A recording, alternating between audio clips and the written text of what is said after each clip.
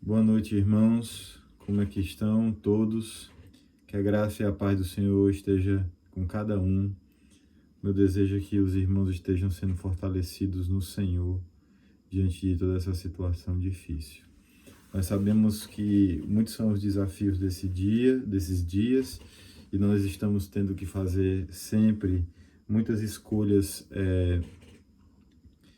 morais, né, conduzidos por princípios certamente bíblicos, e é importante nós termos cada vez mais consciência a respeito daquilo que nós precisamos fazer diante dessas problemáticas, né, vamos dizer assim. Esse vídeo aqui, irmãos, é uma instrução que eu vou trazer à igreja, e ele servirá como material para os irmãos trabalharem o culto amanhã e a escola dominical, tendo em vista o seu conteúdo um pouco mais longo. Então eu peço aos irmãos, por favor, que estejam atentos a isso. Hoje nós vamos falar, irmãos, sobre o ensino bíblico quanto à doença e à misericórdia. Então nós vamos tentar entender um pouquinho sobre a questão da doença, segundo a Bíblia, e qual deve ser a nossa resposta diante desse problema que acomete a todos. Vamos orar. Senhor, tem misericórdia de nós, Pai, e nos dá iluminação e entendimento nessa manhã. Em nome de Jesus. Amém. Abra, por favor, a sua Bíblia no livro, na carta de Paulo aos Filipenses, no capítulo 4, versículo 5. Capítulo 4, versículo 5 diz o seguinte: Seja a vossa moderação conhecida de todos os homens, perto está o Senhor.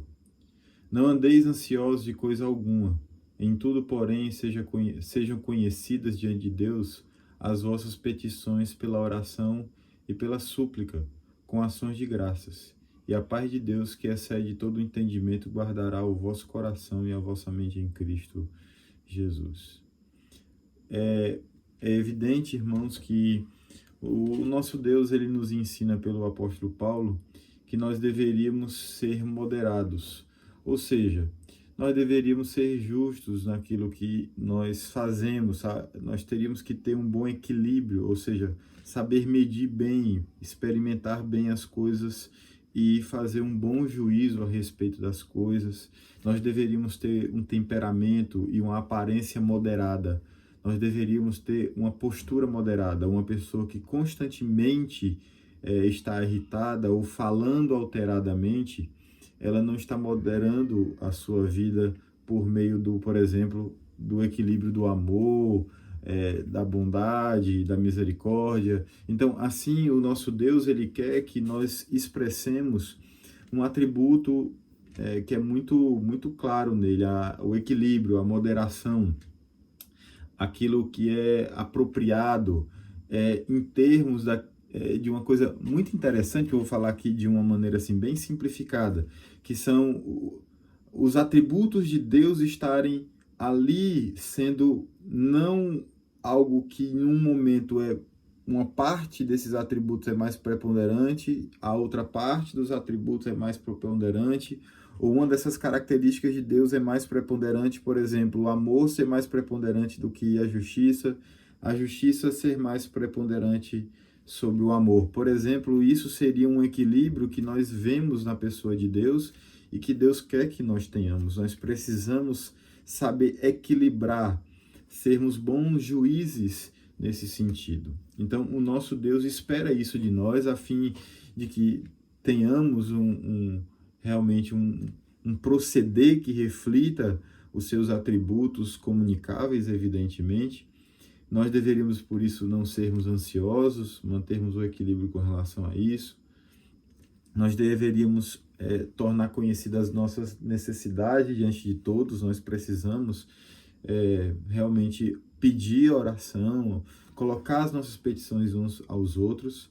Então, ou seja, nós precisamos tornar conhecidas aquelas dificuldades que necessitam do apoio dos irmãos, que necessitam do apoio dos presbíteros, do pastor, e certamente o Senhor Deus nos dará uma paz acima de qualquer outra situação, acima de tudo aquilo que nós vivemos, que é a paz do Senhor, que não depende das circunstâncias, mas depende apenas da mediação de Cristo.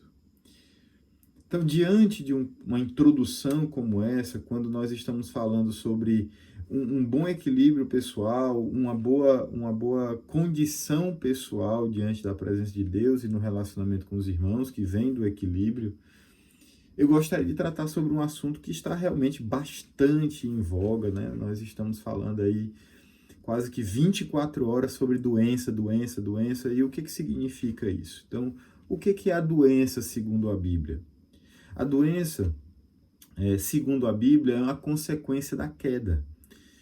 O homem só fica doente por causa do pecado. O homem só fica doente por causa do pecado original, por causa daquele processo que aconteceu ali no Jardim do Éden. Então não existe pecado na vida de uma pessoa que não existe doença na vida de uma pessoa que não tem pecado. Jesus, ele levou sobre ele as nossas, não as dele, porque ele não tinha. Então nós sabemos que o pecado é como uma chavinha, né, que abre a porta, ela abre a porta das doenças, né, do desequilíbrio físico, do desequilíbrio emocional, do desequilíbrio interior. O pecado é que causa esse desequilíbrio, não só na questão moral, mas também na questão física. Segundo, a doença é um instrumento de juízo e disciplina do Senhor. Sim, irmãos, doença é instrumento de disciplina de Deus, de juízo de Deus. Deus mostra a sua indignação contra o pecado, contra o pecador, enviando doenças. Levítico no capítulo 26, versículo 14 a 16, nesses versículos, né, de um versículo ao outro, o nosso Deus, ele nos diz: mas se me não ouvirdes e não cumprirdes todos estes mandamentos, se rejeitardes os meus estatutos e a vossa alma se aborrecer dos meus juízos, a ponto de não cumprir todos os meus mandamentos e violardes a minha aliança, então eu vos farei isto, porei sobre vós terror, a tísica e a febre ardente, que fazem desaparecer o lustre dos olhos e definhar a vida. E semeareis debalde a vossa semente, porque os vossos inimigos a comerão. Isaías, no capítulo 1, versículo 5, diz: porque haveis de ainda ser feridos, visto que continuais a rebeldia ou em rebeldia. Toda a cabeça está doente e todo o coração enfermo. Ou seja, em decorrência da rebelião contra Deus, há deficiências físicas e emocionais na vida dos seres humanos. 1 Coríntios capítulo 11, versículo 30 diz: eis a razão porque há entre vós muitos fracos e doentes e não poucos que dormem. Paulo falando sobre a ceia e participar da ceia do Senhor de forma indigna, causando assim esses males a todos nós. O livro do Apocalipse também fala sobre doença. O Senhor Jesus Cristo, quando falou sobre os últimos dias, disse que haveriam pestes, destruição física e emocional, né, interior. Então, irmãos, a doença, sim, ela é um instrumento de juízo e de disciplina. Revela a ira de Deus, ou seja, a disciplina do Senhor, ela está sendo administrada a todos os seus filhos, porque eles pecam, porque eles erram, porque eles se omitem, porque eles transgridem. Então Deus os disciplina também com doenças, com pestes. A doença também é uma pestilência, e a pestilência, irmãos, não é simplesmente ficar doente, não é simplesmente ter uma enfermidade, mas é um processo de disciplina da parte de Deus, um processo de juízo da parte de Deus, é um processo de destruição por meio de doenças, de fraquezas, que se espalham numa região, ou até mesmo, como nós estamos vendo, uma doença que está causando medo, temor, tremor em todo o mundo. Todo mundo está sendo acometido desta doença. Outras doenças no passado, que até eram mais graves do que essa, causavam também grande dor e tristeza. A palavra de Deus, ela deixa muito claro, mais uma vez, que isso está acontecendo como um juízo de Deus. Nós compartilhamos o vídeo do Reverendo Augusto falando sobre isso, lendo lá Mateus capítulo 24, quando Deus traz pestilência, traz peste, traz destruição, doença para o mundo como um sinal da sua reprovação. Resumindo, o que seria doença? No caso, doença é a pestilência, ou seja, uma franca e espalhada forma de adoecimento do corpo, fraqueza, destruição interior e exterior, aflições, tudo isso são sinônimos para doença, segundo a Bíblia. A preocupação com os enfermos. Aqueles que são alvos de pestilência, fraquezas, destruição, é injusta. Fazer uma pergunta como essa, pensando que nós não deveríamos ser misericordiosos com os doentes, seria o mesmo que perguntar: a preocupação com irmãos que caíram, que tropeçaram na fé, que pecaram, que transgrediram, que estão por conta disso em fraqueza espiritual. A preocupação com esses irmãos é uma preocupação justa? A palavra de Deus nos mostra que sim, é uma preocupação justa e que nós devemos ter. O apóstolo Paulo, ele demonstra essa preocupação com a enfermidade de colaboradores dele, com a enfermidade não só dele, mas sobre o que isso causa ao coração daquele que está enfermo e que sabe que os seus estão preocupados com ele. Que sabem que, por exemplo, a igreja ficou sabendo que o seu pastor está doente. Então, isso também causa preocupação, o fato do doente estar doente e do que isso causa no coração daqueles que gostam dele e daquele que está doente e sabe, né, que está causando tristeza ao coração daqueles que gostam dele. Filipenses, no capítulo 2, versículo 26, o apóstolo Paulo diz: visto que ele tinha saudade de todos vós e estava angustiado porque ouvistes que adoeceu. Ou seja, ele sabia que as pessoas lá em Filipos, o colaborador do apóstolo Paulo, sabia que aqueles que o conheciam, que gostavam dele, tinham ficado sabendo que ele estava doente. Então, a saudade, a preocupação com relação a isso, tudo isso realmente era fruto da preocupação dos irmãos, era fruto do cuidado do apóstolo Paulo. O apóstolo Paulo, ele também demonstra cuidado e diz que outros colaboradores que não estavam doentes deveriam se apressar para cuidar de um que estava doente. Erasto, 2 Timóteo capítulo 4, versículo 20 e 21, Erasto ficou em Corinto. Quanto a Trófimo, deixei-o doente em Mileto. Apressa-te a vir antes do inverno. Eubulo, te envia saudações. O mesmo fazem pro... Aí ele continua aqui as descrições dele. Veja, irmãos. Nós estamos vendo aqui o apóstolo Paulo preocupado com um colaborador e dizendo para um outro colaborador que se apresse a estar lá antes do inverno, para tratar, para cuidar desse irmão que estava doente. Jesus também, ele fala que no juízo final, aqueles que não tiveram misericórdia dos doentes, eles passarão por maior juízo. Veja o que Mateus 25, 31 a 46 diz. Quando vier o Filho do Homem, na sua majestade e todos os anjos com ele, então se assentará no trono da sua glória, e todas as nações serão reunidas em sua presença, e ele separará uns dos outros, como o pastor separa dos cabritos as ovelhas, e porá as ovelhas à sua direita, mas os cabritos à esquerda.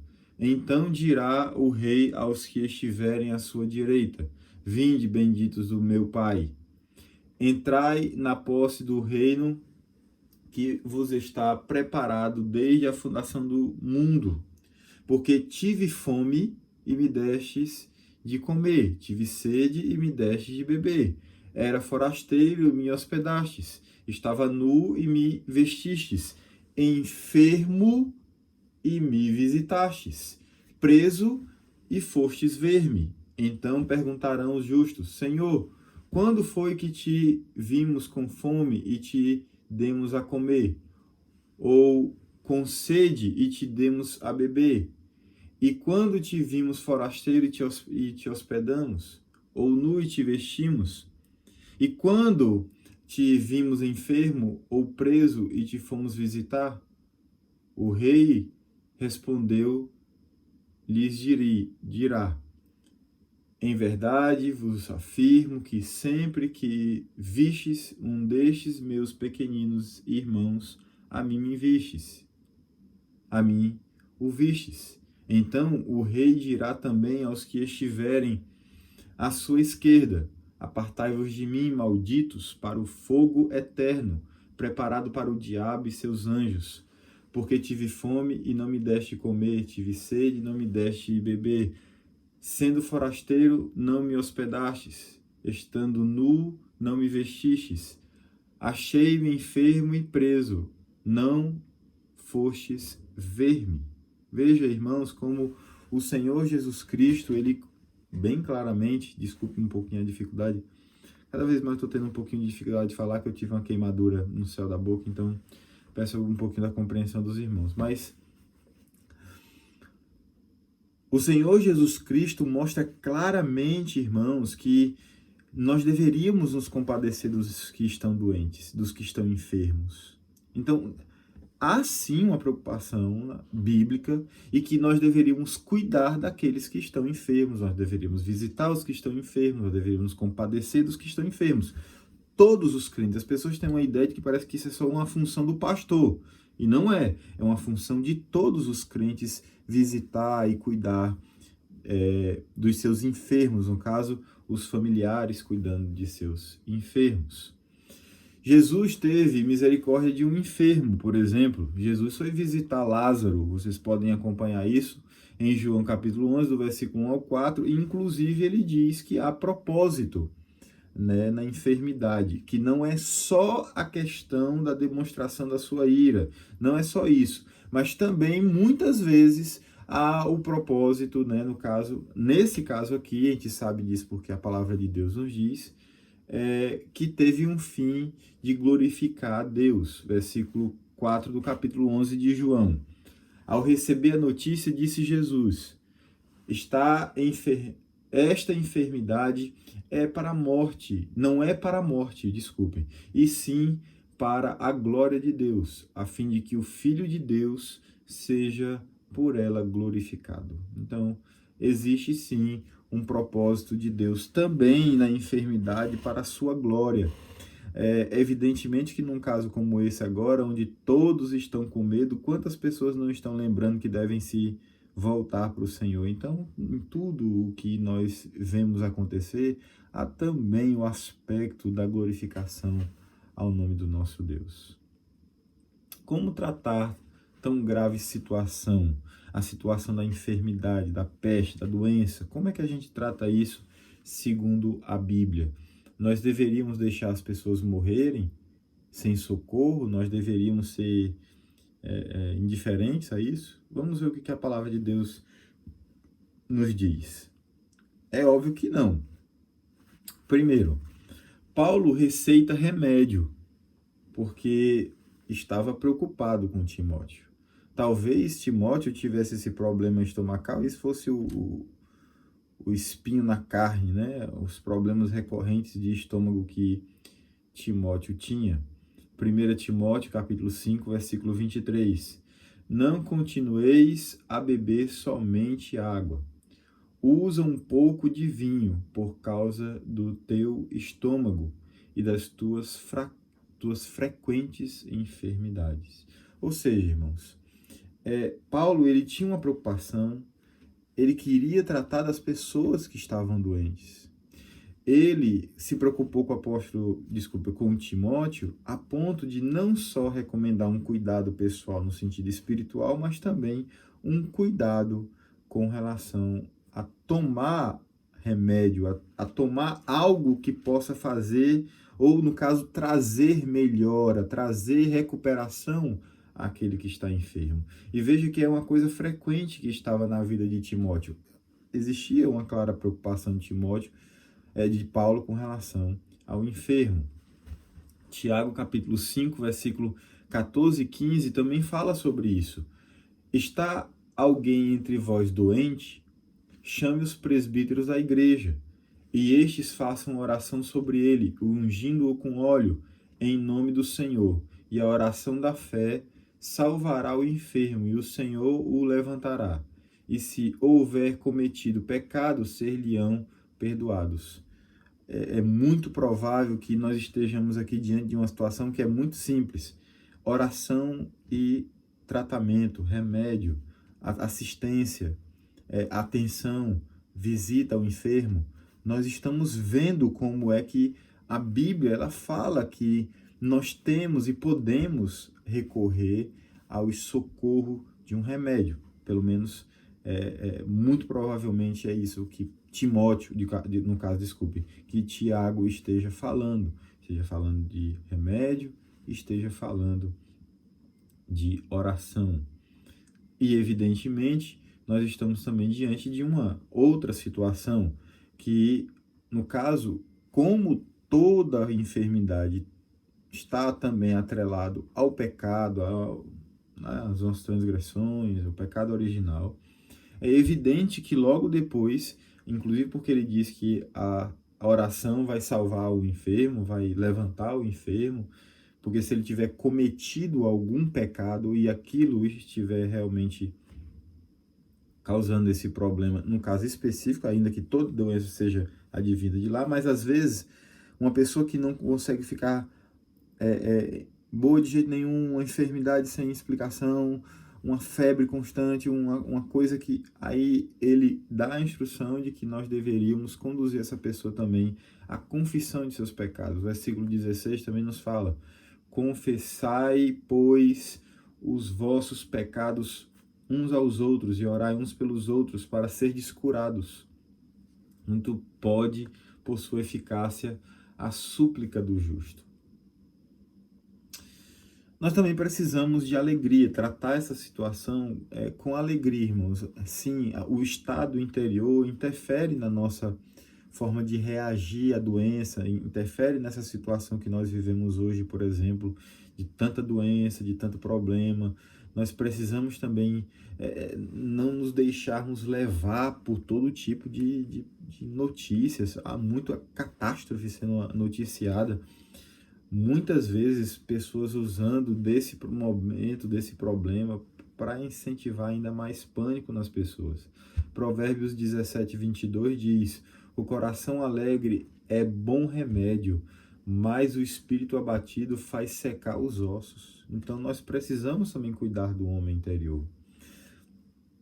Por isso, nós precisamos de alegria no Senhor. Nós precisamos recorrer à alegria do Senhor. Se você tiver ouvindo muitas coisas, ouvindo muitas coisas ruins, lembre-se de confiar no Senhor, porque é isso que nós também devemos fazer. Em sexto lugar, você precisa confiar no Senhor.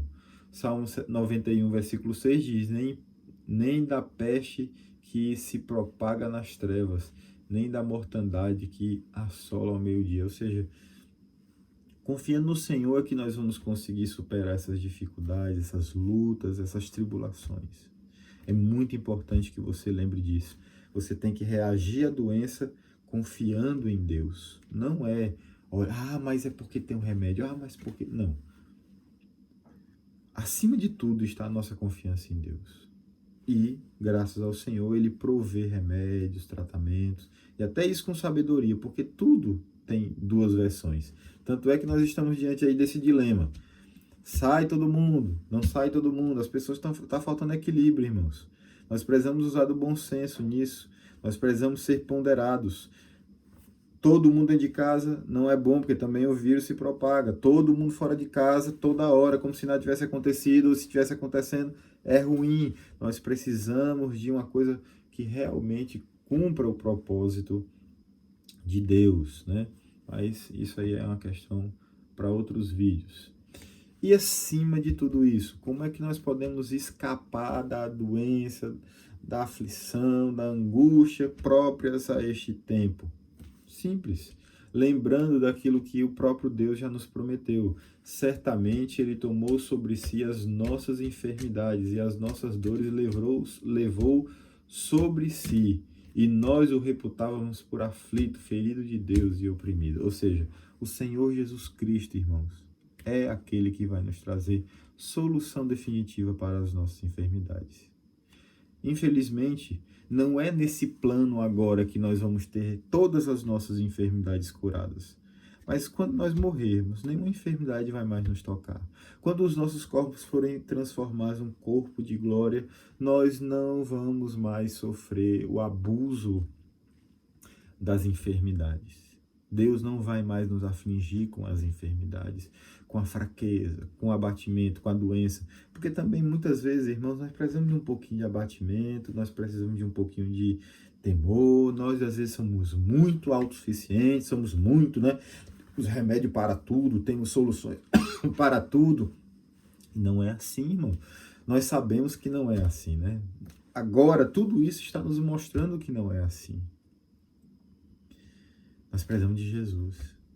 Ele é aquele que nos sara. Ele é aquele que vai trazer solução à nossa enfermidade. Nem que seja para nos encontrarmos com Ele. Aí não vai ter morte, não vai ter dor, não vai ter tristeza. A morte é um caminho duro, mas para nós crentes nos leva para algo muito melhor e muito maior. Não é verdade, irmãos? De quem é então a responsabilidade diante da doença? Primeiro de tudo, nós temos que nos lembrar do que o apóstolo Paulo disse para Timóteo: cuida de ti mesmo. A primeira responsabilidade é com a gente mesmo. Nós temos que tentar e desejar, não querer, nos matarmos. O Catecismo Maior diz, né, que é pecado, é quebra do sexto mandamento atentar contra a nossa própria vida. Por quê? Porque nós temos que nos cuidar. Essa história, irmãos, de que nós temos que deixar o governo nos dizer como é que a gente cuida de nós mesmos, isso é um absurdo. Quem sabe mais sobre a sua vida e sobre o quanto você precisa sobreviver do que você mesmo e Deus? Então, primeiro de tudo, a questão da doença é primeiro um cuidado de si mesmo. Primeiro, para não ficar doente. Segundo, para tentar buscar a recuperação. Segundo, cada família tem que cuidar de si mesmo. Então, se todos nós cuidarmos bem de nós mesmos, se todos nós, enquanto família e parentes, estivermos nos cuidando bem, e quando um de nós estiver doente, o outro está ali para sustentar com misericórdia, com graça, e aqui eu já vou antecipar o nosso fim, nós vamos conseguir superar todas essas coisas. Mais uma vez, de quem é a responsabilidade? Minha e dos meus, da minha família. Terceiro lugar, a igreja. Uns devem ajudar uns aos outros. Mas vejam, não são instituições que são responsabilizadas pelo cuidado com relação a nós mesmos. Ah, mas pastor, porque tem aquele que mora não sei aonde, aquele que não tem instrução, meu irmão. O Deus é que cuida do mundo. Não somos nós que cuidamos do mundo. Nós temos que seguir os seus mandamentos. E a Bíblia diz que nós temos que aprender a primeiro cuidar daqueles que são de casa. Quando há uma situação difícil, é primeiro aos de casa. E acima dos de casa, até mesmo parentes distantes, são os da família da fé. Se nós não cuidamos da nossa família da fé e não cuidamos da nossa própria família, nós somos um nada, não servimos para nada. Esse é o testemunho da Bíblia. E como é que nós podemos escolher o cuidado para com aqueles que são da nossa família e que são do nosso meio como irmãos em Cristo? Primeiro, cuidando do vulnerável. A responsabilidade da igreja é cuidar do vulnerável. E aí a igreja não é a instituição igreja, simplesmente. De 10% dos dízimos devem ser, na medida da necessidade, aplicado àqueles que são vulneráveis, àqueles que são doentes, àqueles que estão inválidos, àqueles que não têm como ser tratado. É isso. Mas as famílias é que são responsáveis, em primeiro lugar, de cuidar de seus parentes. Por quê? Porque eles são as pessoas que mais vão amar, mais vão ter cuidado, porque é o seu pai, é a sua mãe, é o seu filho que está doente, é a sua filha que está doente, que seja. Mas essa não é uma responsabilidade de governos. Essa não é uma responsabilidade de instituições de fora do âmbito da responsabilidade pessoal que envolve a igreja e a nossa vida familiar. Isso é o que a Bíblia ensina, irmãos. E nós temos que direcionar isso para os inválidos, para os doentes, para os em risco. E é por isso que eu tenho dito a vocês, irmãos, nós precisamos cuidar dos idosos da nossa igreja para que eles não sejam expostos irresponsavelmente a este vírus, sendo que nós estamos sabendo que ele é muito mais letal para esse grupo de pessoas. Nós temos que, então, ter cuidado ao sair para trabalhar. E é isso que eu disse, irmãos, nós temos que ter muito equilíbrio nessas horas. E a misericórdia é que é o equilíbrio, porque nós temos que ter misericórdia de quem está com risco de morrer por uma doença e temos que ter misericórdia daqueles que estão passando por aflições, que estão ficando desempregados, dos que estão não tendo dinheiro, o governo, e muitos crentes até pedindo por isso, o governo dando assistencialismo, prometendo ajuda e cada vez mais transformando a atmosfera do coração e do sentimento das pessoas de uma dependência a instituições governamentais e não ao Senhor. Isso me preocupa, irmãos. Nós precisamos ser fortes com relação a manter o padrão bíblico, porque, queridos, sabe uma coisa que tem me preocupado? Daqui a pouco eu vou falar de coisas positivas nesse sentido. É que, infelizmente, irmãos, as pessoas estão clamando por quem as destrói. Ao invés de buscar o Senhor, elas estão buscando solução em coisas terrenas. Estão se agarrando a soluções humanas. Não é assim que o nosso Deus quer. Agora, o povo tem clamado por trabalhar. Que coisa boa, irmãos. Espero que esse sentimento de que nós temos que trabalhar como um mandamento de Deus, que é não furtarás, seja realmente algo que cala no nosso coração e fica no nosso coração. Valorizemos o nosso trabalho. Valorizemos, as coisas que Deus tem provido para nós. Mas, ao mesmo tempo, eu volto a dizer, retomando o que eu estava dizendo antes, cuide bem do idoso. Quando sai de casa, você precisa trabalhar, você precisa trazer o sustento para sua casa, não fique saindo na rua sem necessidade. Não vá para o supermercado para passear. Eu sei que é difícil ficar em casa, mas nós temos que respeitar que nem é tudo trancado e nem é tudo liberado. Isso é um absurdo, a gente defender qualquer um desses dois polos, porque é falta de prudência. Isolamento não é a solução. E também todo mundo no meio da rua não é a solução. Nós estamos diante de um dilema, irmãos, muito complexo. E pessoas sem sabedoria da Bíblia, pessoas sem conhecimento de Deus, pessoas que dão opinião porque elas simplesmente têm paixões, porque querem, por interesse egoísta, trazer algum tipo de benefício ou guardar os seus intentos, proteger os seus intentos ou os seus objetos ou as suas pessoas. Aí elas não conseguem perceber que a situação é difícil, irmãos. A aflição, a dor, e o único que pode nos livrar disso é Deus.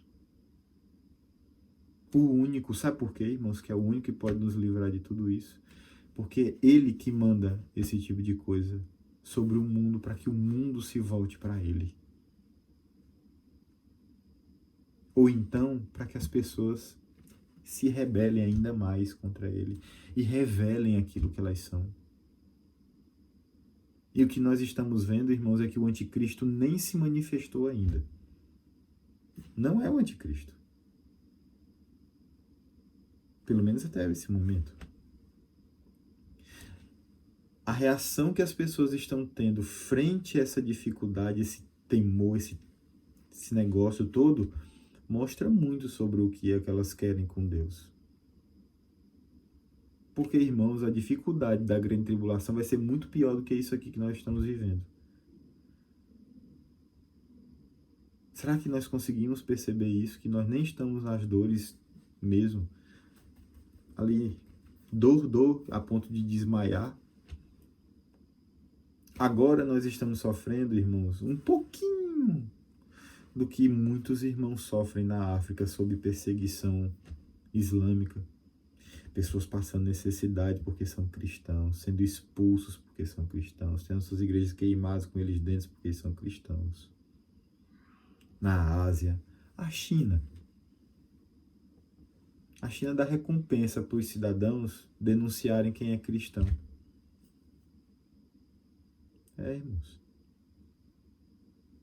Nós estamos vivendo só um pouco daquilo que muitos irmãos em outros lugares do mundo vivem por causa da sua fé. Nós aqui não estamos vivendo isso por causa da nossa fé. Nós estamos vivendo isso, nós, o mundo. E, evidentemente, a igreja está dentro desse sofrimento porque precisa de disciplina. Porque muitas vezes é rebelde. E, evidentemente, agora nós temos a oportunidade de agirmos como cristãos. Nós vamos agir como cristãos? Eu quero exortar as minhas ovelhas amadas, queridas. Você que está nos ouvindo. Você está dando ouvidos a Deus nesse momento? É isso que eu acabei de dizer, coisas tão simples. Coisas que até um pouco difícil de falar, tá? Como eu pedi, eu peço até que os irmãos orem por mim. Acabei fazendo uma queimadura no céu da boca. Então tá mais complicado de falar hoje, acho que vocês podem notar, eu peço que os irmãos estejam orando por mim. Mas, irmãos, me escutem. Eu estou falando e repetindo o que a Bíblia ensina. Diante da doença, é humildade. É isso. Diante da doença, humildade. Diante da pestilência, submissão. Diante da dor, da tristeza, da destruição, da fraqueza, Cristo. Só Ele pode nos livrar disso. Bolsonaro não vai nos livrar disso, coitado. Os nossos políticos, vocês confiam neles? Minha confiança está no Senhor. E abaixo disso, sei que Deus os pôs como nossas autoridades e nós vamos respeitar, evidentemente. Vocês acham que algum remédio vai salvar a humanidade da morte eterna? Se não for essa doença, vai ser outra coisa que vai nos acometer. E nós vamos morrer, irmãos. Onde é que está a sua esperança? Onde é que está o seu socorro? Você está pensando nisso? É um desafio, irmãos, a nossa fé. Nós temos aqui fazer isso aqui, ó. Agir com misericórdia, agir com graça, com bondade, lembrando dos mais fracos, dos doentes. Nós não podemos ser egoístas. Nós temos que saber que tudo isso que está acontecendo é o juízo de Deus, sim. Nós temos que seguir o exemplo de Paulo, que mesmo sabendo que a doença era uma consequência disso, ele cuidava, ele tratava, ele visitava, ele pedia para os outros irem tratar. É nosso dever, mas é nosso dever, não é mais ninguém. Cuidar dos vulneráveis é a responsabilidade de cada um de nós. Cuidarmos dos irmãos da igreja é uma responsabilidade que Deus nos deu. Se nós não cuidarmos, nós vamos ser negligentes aos olhos de Deus. Não peça para o governo resolver isso não, meus irmãos. Peça para que Deus dê sabedoria a eles, para que eles consigam tomar as decisões certas, porque infelizmente nós estamos dentro de uma situação que eles têm um poder quase que ditatorial. Todos os países do Ocidente hoje quase que beiram a ditadura, porque todos eles são gigantes sobre a vida das pessoas. Vamos clamar a Deus para que Deus dê sabedoria a eles e nos dê sabedoria para cumprirmos a sua vontade. Queridos, esse é o vídeo que eu gostaria de fazer para vocês hoje. Peço que todos realmente sejam prudentes. Cuidado com os extremismos. A falta de equilíbrio entre amor e justiça, doentes e misericórdia, morte e vida, nesse sentido aqui que a gente está colocando, é claro. Né? Vamos ter o equilíbrio bíblico, ou seja, a Bíblia fala, como eu disse no início, que nós devemos ser conhecidos pela nossa moderação, nosso equilíbrio, nosso bom juízo sobre as coisas, a partir da Bíblia. Não é a partir dos acontecimentos de jornal, não é nada disso, irmãos. É a partir da Bíblia, do ensinamento bíblico. Porque o Deus que quer que nós não matemos é o mesmo Deus que quer que nós não furtemos. E vice-versa. Que Deus abençoe. Usem esse vídeo para a escola dominical e a pregação de domingo de manhã. E domingo à noite eu vou enviar a pregação sobre Malaquias.